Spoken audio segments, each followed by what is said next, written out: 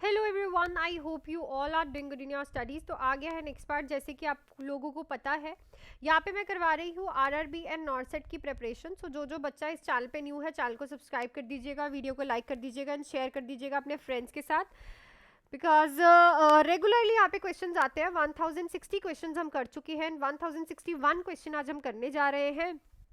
So previous videos भी ज़रूर देख लो, बिकॉज बहुत सारे क्वेश्चंस हैं, आपको बहुत हेल्प होने वाली है इस सीरीज़ के साथ, ठीक है। सो अगर कोई भी बच्चा बैचेस के लिए ज्वाइन करना चाहता है तो आज ही कर सकता है। 7973244089 पे कॉल या फिर मैसेज करके। दो बैचेस है, एक है 1499 का बैच, एक है 2499 का बैच। 1499 के बैच उन बच्चों के लिए है जिनका बेसिक क्लियर है। सो इसमें आप लोगों को मिलेंगे इंपॉर्टेंट टॉपिक्स की क्लासेस, एमसीक्यू की classes, test series and doubt classes and previous year paper. And 2499 का बैच उन बच्चों के लिए है जिनको बेसिक क्लियर करना है, तो उनको साथ में anatomy and physiology, all subjects की थ्योरी, इंपॉर्टेंट टॉपिक्स की classes and test series, doubt classes, previous year paper and सब कुछ मिलेगा लाइक एमसीक्यूज। ये ऑल इन वन बैच है। सो आप कोई भी बैच ज्वाइन कर सकते हो। दोनों ही बैचेस जो है वो 3 मंथ्स के हैं, लाइव एंड रिकॉर्डेड बैचेस हैं, ठीक है ना। लाइव एंड रिकॉर्डेड जो है बैचेस रहेंगे। तो नंबर आपकी स्क्रीन पे, आप इस नंबर पे कॉल या फिर मैसेज करके आज ही ज्वाइन कर सकते हैं। तो हम चलते हैं अपने क्वेश्चन पे। क्वेश्चन देखते हैं क्या बोल रहा है। सो पहला ही क्वेश्चन है, patient with the congestive heart failure is given digitalis और digoxin, which of the following indicate the earliest manifestation of digitalis toxicity. तो कंजस्टिव हार्ट फेलियर वाला पेशेंट है, डिजिटालिस टॉक्सिसिटी के लिए आपको अर्लीस्ट मैनिफेस्टेशन उस पेशेंट में क्या देखने को मिलेंगी? हाइपोकिलीमिया, टेकिकार्डिया, नॉजिया, वॉमिटिंग, गायनाकोमेस्टिया। सो देखो, डिजिटालिस जो है हम CHF के पेशेंट्स को देते हैं, और इसकी जो सबसे पहली जो टॉक्सिसिटी का साइन होता है that is your GI irritability, ठीक है, GI डिस्टर्बेंस, ठीक है। सो यहाँ पे GI डिस्टर्बेंस जो है फर्स्ट साइन रहते हैं इसकी टॉक्सिसिटी के। तो यहाँ पे आपको GI डिस्टर्बेंस एक ही ऑप्शन में दिख रहा है, that is your option number 3, nausea and vomiting. So इस पेशेंट में आपको नॉजिया एंड वॉमिटिंग देखने को मिलेगा। सो राइट ऑप्शन क्या रहेगा इसका? ठीक, that is your option number 3। Next पे चलते हैं। Patient has an indwelling urinary catheter for 48 hours in the pre-operative period. On the revisit after 1 week he has a urinary tract infection. This infection is called, तो एक patient था 48 hours के लिए, उसे operation से पहले indwelling catheter लगा हुआ था यूरिनरी। तो जब वो एक हफ्ते के बाद रीविजिट करता है तो उसे UTI हो जाता है। तो ये जो इन्फेक्शन है इसको हम क्या बोलेंगे? रीअकरेंट UTI, कॉम्पनसेबल UTI, hydrogenic UTI, opportunistic UTI। जो कोई भी प्रोसीजर और किसी भी फिजिशियन और डॉक्टर से जो इन्फेक्शन होता है उसको हम कहते हैं आइट्रोजेनिक इन्फेक्शन। लाइक कोई प्रोसीजर इंड्यूस्ड इन्फेक्शन है, फिजिशियन इंड्यूस्ड इन्फेक्शन है, लाइक आप लोग हॉस्पिटल गए और कोई प्रोसीजर आपका हुआ, लाइक यूरिनरी जो है कैथेटर डला आप लोगों को, या फिर आप लोगों ने जो है ECG का कुछ भी ऐसी जो है प्रोसीजर हुआ आपका, एंजियोग्राफी कुछ भी, उसके बाद आपको इन्फेक्शन हो गया, that is a iatrogenic infection, जो कि कोई हॉस्पिटल के प्रोसीजर और फिजिशियन के थ्रू आपको इन्फेक्शन होता है। नेक्स्ट है, a nurse teach the client with the heart failure to take oral furosemide in the morning. What is the primary reason for the instructions to the client? तो एक nurse teach करती है, ठीक है, किसको? क्लाइंट को, कि उसे जो फ्रूसामाइड है, फ्रूसामाइड क्या है? डायूरेटिक, वो मॉर्निंग में ही लेनी है। सो ये इस चीज़ को वो इस मॉर्निंग में लेने की इंस्ट्रक्शंस क्यों दे रही है? रीज़न क्या है इसके पीछे? सो ऑप्शन है, to prevent sleep disturbance the night, to prevent electrolyte imbalance, to retard rapid drug absorption, to excrete excessive fluid accumulated during night. So furosemide क्या है? डायूरेटिक। सो अगर वो मॉर्निंग में नहीं लेगा इसको और कहीं वो नाइट में लेगा तो क्या होगा? वो पूरी रात वॉशरूम ही जाता रहेगा for the passage of the urine, ठीक है। तो स्पेसिफिकली अगर हम किसी को डायूरेटिक्स देते हैं तो हम उसे मॉर्निंग में देने के लिए बोलते हैं, बिकॉज अगर, क्योंकि इससे क्या होता है, उसे बार बार यूरिन पास करना होता है, यूरिन आता है। सो जब उसे यूरिन पास करना होगा तो क्या होगा कि वो इजीली जो है मॉर्निंग पूरा दिन जा सकता है, उसकी नींद जो है रात को खराब नहीं होगी। इसीलिए आप लोग बोलते हो कि डायूरेटिक्स कभी भी नाइट टाइम नहीं लेने, to prevent a sleep disturbance during the night, otherwise वो सोता सोता बार बार उठेगा और बार बार जो है वो यूरिन पास करने जाएगा। नेक्स्ट है proper place hand placement for the chest compression during CPR procedure essential to reduce the risk of falling complication. तो कार्डियोपल्मोनरी रिसस्टिकेशन के टाइम जो हैंड प्लेसमेंट है वो प्रॉपर होनी चाहिए, बिकॉज इससे क्या है, किस चीज़ का रिस्क, जो कॉमन चीज़ हो सकती है, कॉमन रिस्क हो सकता है, वो जो है रिड्यूस हो सकता है। ऑप्शन है GI bleeding, rib fracture, hernia या फिर vomiting. So obviously rib fracture जो है मोस्ट कॉमन रिस्क फैक्टर है जो कि होता है CPR से। अगर आपकी हैंड की प्लेसमेंट CPR में बिल्कुल भी सही नहीं है तो पेशेंट का जो है रिब फ्रैक्चर देखने के बहुत ज़्यादा चांसेस बन जाते हैं। तो आपको जब भी CPR किसी को देना है तो जो आपकी हैंड्स की प्लेसमेंट है वो बिल्कुल परफेक्ट होनी चाहिए to prevent this complication. Next question है the primary purpose of the Schilling test is to measure the client ability to.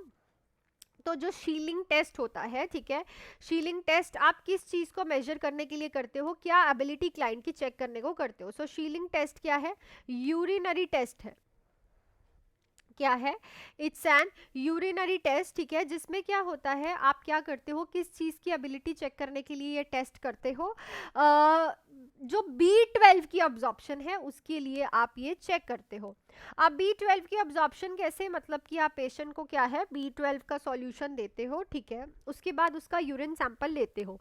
अगर तो B12 एज इट इज़ ही उसके यूरिन में आपको देखने को मिल रहा है, ठीक है, फॉर एग्जाम्पल आपने उसको B12 का सैंपल दिया, ठीक है, और आपने उसका यूरिन टेस्ट किया और उसमें as it is he B12 जो है आ गया है, देन टेस्ट जो है पॉजिटिव है, क्योंकि उसमें क्या है, नॉट ऑब्जर्व, ठीक है, जो ये B12 है ये प्रॉपरली ऑब्जॉर्ब जो है वो नहीं हो रहा, एज इट इज़ ही निकल रहा है, तो पेशेंट जो है ऑब्जॉर्ब करने के एबल नहीं है। तो यहाँ पे absorption of vitamin B12 check करने के लिए हम पेशेंट को जो है शीलिंग टेस्ट करते हैं।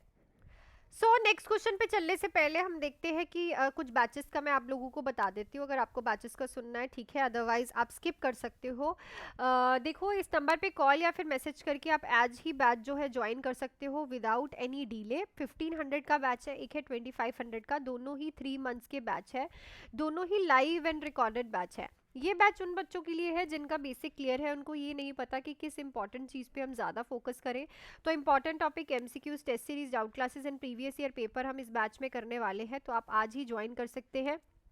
और ये बैच है उन बच्चों के लिए जिनको अभी बेसिक क्लियर करना है, तो इसमें हम जीरो से स्टार्ट करेंगे, हर एक चीज़ जो है प्रॉपरली करेंगे। सो आप इस नंबर पे कॉल या फिर मैसेज करके मेरे से बात करके कोई भी बैच की डिटेल ले सकते हो और ज्वाइन कर सकते हो। चलते हैं हम अपने क्वेश्चन पे। So 1066 question है state of diminished consciousness in which the patient remains mute and still with the eye open is called।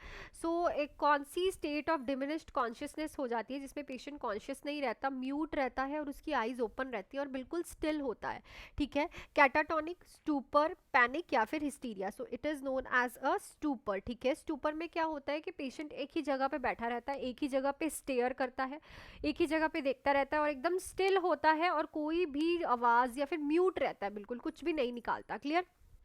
Next है while talking to her client nurse came to know that the client moved from one idea to other idea with which are not relatable, this phenomena is called as।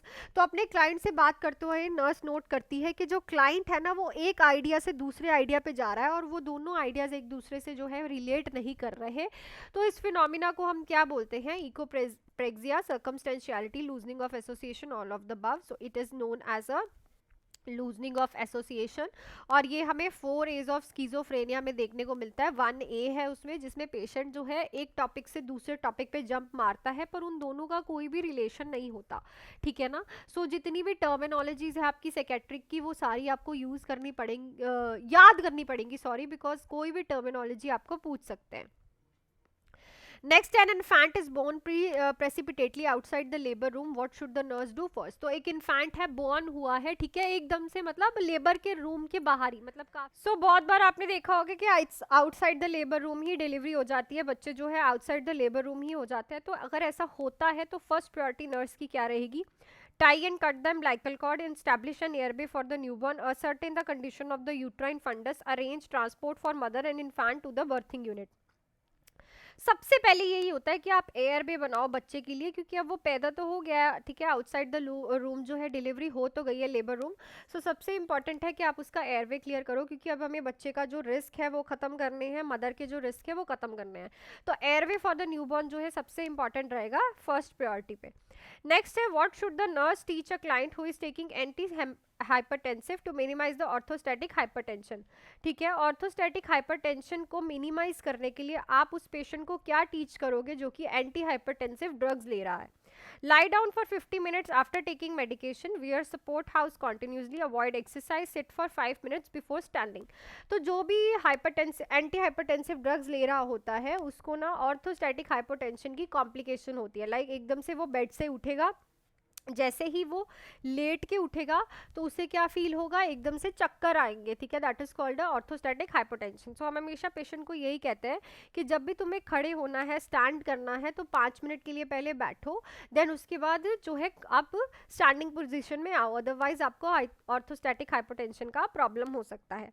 Next है, विच of the following complications require immediate attention in the patient who underwent prostatectomy. तो ये prostatectomy लिखा है, तो कौन सी complication जो है immediate action जो है रिक्वायर करती है अगर किसी की प्रोस्टेक्टमी हुई है। ऑप्शन है abdominal pain, haemorrhage, oliguria, urinary incontinence. देखो क्वेश्चन को ध्यान से पढ़ के ही कमेंट सेक्शन में इसका आंसर लिखना, क्योंकि कल काफ़ी बच्चों का आंसर जो है वो बहुत ज़्यादा गलत था, आप क्वेश्चन को प्रॉपरली रीड नहीं करते हो। मैंने आप लोगों से जो कल क्वेश्चन पूछा था वो ये था, the exercise would be the most beneficial for the client with COPD. तो सीओपीडी पेशेंट में ऑलवेज जो है याद रखो कार्बन डाइऑक्साइड की रिटेंशन होती है।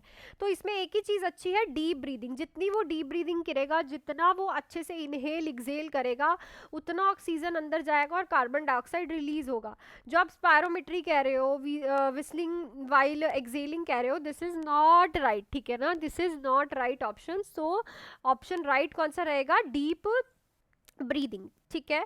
So that's it for this video. Video अच्छी लगी है तो वीडियो को लाइक, शेयर एंड सब्सक्राइब कर दीजिएगा चैनल को, एंड 12:30 रेडी रहिए, रेगुलरली क्वेश्चंस आते हैं। अगर किसी को भी बैचेस ज्वाइन करना है आज ही ज्वाइन कर सकते हो विदाउट एनी डिले।